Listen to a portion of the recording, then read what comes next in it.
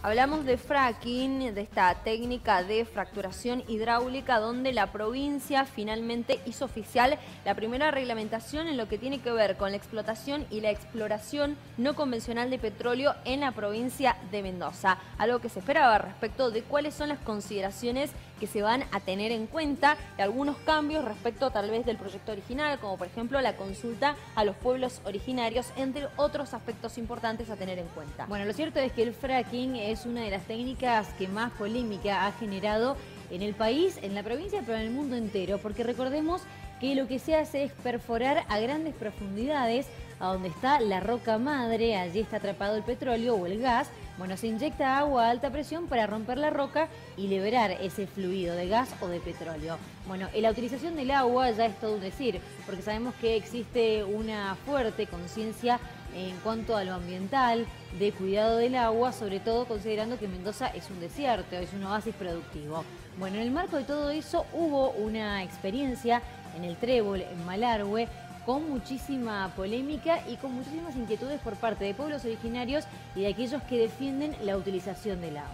Bueno, esta experiencia fue cuestionada además judicialmente. En base a eso se elaboró entonces la reglamentación y ahora aseguran en el gobierno que ese proyecto podrá pasar a la etapa de explotación con una importante promesa de inversión. Pero vamos a repasar en las siguientes placas cuáles son los aspectos principales justamente de este proyecto final que fue aprobado por decreto. Bueno, esta reglamentación de uso de fracking a través de un decreto provincial tuvo una previa audiencia pública que fue en diciembre del año pasado en el departamento de Malargüe con la participación de voces a favor y voces en contra. Claro está que desde el punto de vista económico esto se vislumbra como una gran oportunidad productiva de la provincia. Desde el punto de vista ambiental, bueno, muchísimos reclamos e inquietudes al respecto. Bueno, y lo decíamos recién, dentro de lo que contempla estos controles y las voces de los pueblos originarios, conocer cuál es su experiencia, su voz también y qué es lo que piensan respecto a esto desde la experiencia, por supuesto, desde estar habitando esos terrenos. Bueno, además, esto del control ambiental, una aprobación o una habilitación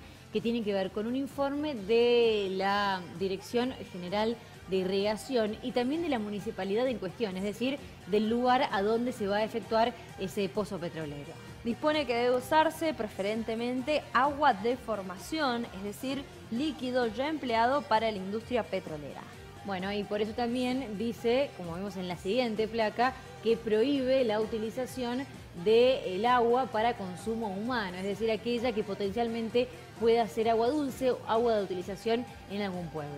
De esta manera queda la discriminación de los pozos, es decir, que se puede usar los nuevos que deberán tener una manifestación de impacto ambiental, un estudio desde cero y una audiencia pública. Claro, eso en los casos de aquellos pozos que no tengan ningún tipo de explotación petrolera, ni convencional ni no convencional. Ahora, los que sí tengan explotación convencional, que ya hayan estado utilizados, bueno, van a necesitar nada más un proceso de aviso de proyecto. Esto de poder advertir de alguna manera que se va a trabajar en la zona sin previa audiencia pública y todo lo que eso significa en cuanto a los tiempos y la burocracia. Bueno, y recién lo decíamos, hay voces a favor, hay voces en contra, por supuesto, es algo que ha despertado polémica en todo el mundo y es trabajo, ¿no?, de la televisión pública conocer cuáles son todas esas opiniones para justamente poner en el tapete este tema que tanto da para discutir y debatir. Bueno, por un lado tenemos la palabra de la Federación Económica de Mendoza, Adolfo Trípodi, quien es su director, comentó un poco al respecto de lo positivo que puede significar para la economía provincial.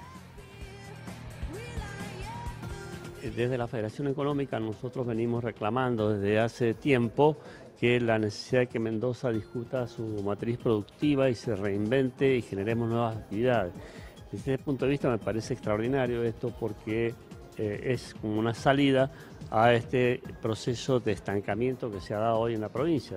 Todos conocen la crisis del sector frutícola, la crisis del sector olivícola. Entonces esto me parece que es una avanzada para movernos en un otro sentido. Recordemos que Mendoza se hizo fuerte en el concierto nacional gracias al petróleo y a la destilería. Entonces me parece que esto es un relanzamiento de esa actividad. De acuerdo a lo que yo vi en la presentación, se han tomado todas las precauciones y se ha seguido un protocolo muy estricto para que la empresa no produzca efectos colaterales ni haga daño ambiental. Y por otra parte no podría ser de otra manera, porque si los procesos se hacen teniendo en cuenta las estipulaciones previas y se respetan, no debiera haber, porque este es el gran caso de la minería. Porque Chile puede tener minería y coexiste con la agricultura. Entonces me parece que avanzar en este proceso con el debido cuidado tiene que ser bueno para la provincia. Muy bien, hasta allí las palabras desde la Federación Económica de Mendoza, pero hay muchas voces al respecto de este tema que es tan debatido en la provincia de Mendoza. Uno de ellos tiene que ver con la Asamblea Popular por el Agua, que tanto ha defendido lo que tiene que ver con el ambiente. Bueno, entre ellas Julieta Lavarello, ella es abogada, especialista en ambiente, pero además es integrante de la Asamblea Popular por el Agua. ¿Qué tal, Julieta? Bienvenida. Gracias, buenas tardes. Bueno, gracias por estar con nosotros. Recién escuchábamos la palabra de una de las partes, una lista importante que se abre al menos desde el punto de vista productivo, petrolero, económico de Mendoza, pero también la otra cara de la moneda, ¿no? La situación ambiental. ¿Cómo lo vive la Asamblea Popular por el Agua? ¿Cuál es la postura que han tomado al respecto de este decreto? Bueno, acá hay que tener en cuenta que si bien se dice que desde el punto de vista económico puede ser un modelo de desarrollo, puede abrir otras perspectivas, la realidad no es esa. Tenemos que tener en cuenta de que en la técnica de fractura hidráulica es una de las técnicas que se utilizan para la explotación, la sobreexplotación de los mal llamados recursos naturales, nosotros los llamamos bienes comunes. Tenemos un modelo que está arrasando en todo el mundo. Este modelo también está integrado por la minería a cielo abierto, por el uso de los agrotóxicos, por las grandes represas, y son todas actividades que tienen dos detalles en común. Primero que nada, las grandes dimensiones que hace que sea imposible el control y que la gravedad de las consecuencias sean catastróficas e irreversibles. Y por otro lado, el enriquecimiento de un pequeño sector, que casualmente no es la población del territorio que está siendo amenazado, sino intereses empresariales, en su mayoría de capitales transnacionales. Entonces, desde el punto de vista económico se puede decir mucho, pero después se sacan las cuentas y se ve que realmente no redunda ni en puestos de trabajo dignos, ni en un crecimiento económico, en particular ahora en la provincia de Mendoza, que es donde está acechando esta actividad de la fractura hidráulica. Por otro lado, teniendo en cuenta esto, de que es parte de este modelo de saqueo, como con todas las actividades que integran este modelo, nosotros nos oponemos tajantemente. Y particularmente una de las defensas que realiza el gobierno de la provincia de Mendoza justamente tiene que, como corolario, este decreto que ha sido aprobado la semana pasada de protección ambiental de esta actividad, y es una actividad que no se puede controlar. Es una actividad que se desarrolla en el mundo desde hace un poco más de 20 años.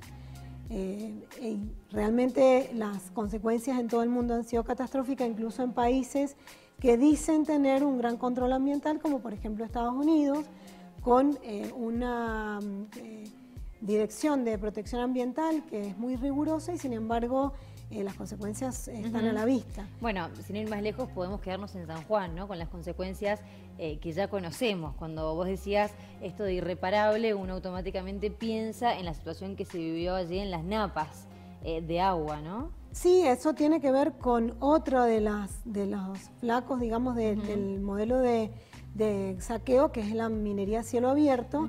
Y sí, en Mendoza corremos graves riesgos. No voy a decir por suerte, sino voy a decir gracias a la lucha y a la concientización de grandes sectores de la sociedad. Nosotros no tenemos minería metalífera a cielo abierto porque sigue vigente la ley 7722.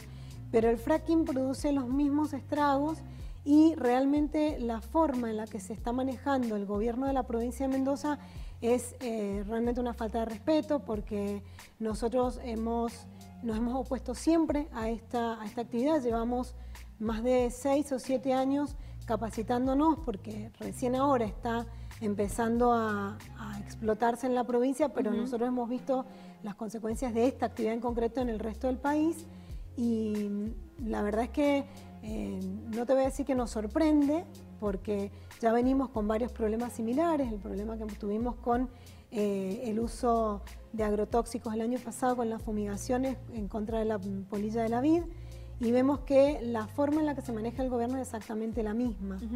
Cuando decís que es muy difícil controlarlo desde el punto de vista ambiental, ¿esto es más allá de lo que se contempla en este decreto que recién mencionábamos, ¿no? El informe de la Dirección General de Irrigación o de las municipalidades, esto de prohibir la utilización del agua para consumo humano o para potencial consumo humano, trasciende estos controles, ¿no? Sí, o sea, es muy difícil controlarlo en países donde los controles funcionan. En Argentina, como en Latinoamérica, los controles no han funcionado nunca y no van a funcionar. No quiero ser pesimista, pero la realidad es que todos los gobiernos año tras año demuestran que no controlan. Y justamente nombraste el decreto que tiene varios detalles que hacen que esta idea de que no se controla se potencie, ¿sí? A ciertos aspectos que deberían ser controlados. Por ejemplo, debería existir una declaración de impacto ambiental y solo se exige manifestación de impacto ambiental o informe de proyecto, que es mucho más leve. Eso evidencia que al gobierno realmente no le interesa controlar la actividad, sino cumplir solamente formalmente con algunos aspectos de la Ley General del Ambiente de la Provincia de Mendoza y la Ley General del Ambiente Nacional.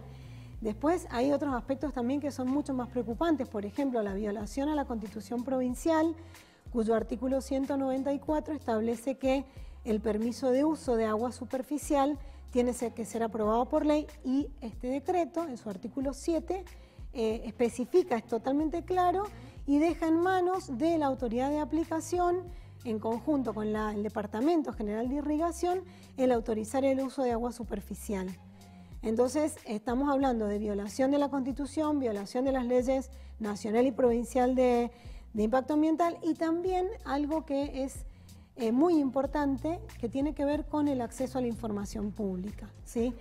En general, y el acceso a la información pública ambiental, que se está mintiendo desde un principio, desde el momento en el que se aprobó el proyecto piloto del Trébol en Malargüe, que fue todo hecho a espaldas de toda la sociedad, que después se presentaron los resultados hablando de 4 pozos y fueron 5, que no se informa como corresponde cuando vos hablas del tema de preferentemente uso de agua de formación. En un proyecto piloto como fue el Trébol, que tenía 5 pozos, el agua que se utiliza, si bien es mucha, es irrisorio pensar que eso a nivel general se va a traspolar, porque 5 pozos no se van a hacer. O sea, en el mismo lugar donde hemos tenido hasta ahora un solo pozo de petróleo convencional, podemos llegar a tener en el mismo espacio geográfico hasta 20 pozos. O sea, tenés que multiplicarlo, prácticamente esos 5 pozos en el mismo lugar pueden llegar a ver entre 50 y 100 pozos. Estamos hablando de volúmenes de agua terribles, y es como ridículo pensar que se va a usar agua de formación en el 70% de los casos cuando se invierte la relación. En este caso se usó 70% de agua de formación y 30% en el Trébol, y 30% del agua superficial que necesitamos nosotros para consumir. La realidad es que cuando se autorizan los proyectos son dimensiones mucho más altas y esa relación se invierte. Pasa a ser 70% de agua superficial y solamente un 30% de agua de formación. Bueno, para ir cerrando, Julieta, te pregunto, ¿cómo crees que esto va a seguir? ¿Considerás que a lo mejor el camino que hagan los ambientalistas o algunas regiones de la provincia que defiendan estos derechos del agua, por ejemplo, va a llegar a una ley 7722 específicamente para fracking? ¿Cómo crees que se puede avanzar? Nosotros el año pasado, las asambleas mendocinas por el agua pura, o sea, todas las asambleas de Mendoza, presentamos un proyecto que está siendo tratado actualmente en la legislatura, en la Cámara de Diputados, suficientemente fundamentado, que prevé la prohibición directamente de la fractura hidráulica, y ya tenemos avances porque hay varios departamentos de la provincia de Mendoza que se han declarado libres de fracking.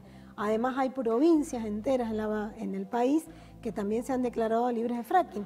Así que nosotros vamos a llegar hasta las últimas consecuencias, y es importante que el gobierno sepa, y lo sabe, que no solo las asambleas estamos luchando contra esta actividad, sino que hay muchos actores sociales importantes que tienen otras herramientas, Estamos hablando, por ejemplo, de FADE, que ha presentado un amparo que en este momento no está cerrado ese juicio, y eso también evidencia la falta total de respeto del gobierno, porque no han esperado a que se resuelvan los pedidos de inconstitucionalidad, los amparos, para poder tomar una decisión, sino que ya lo están autorizando.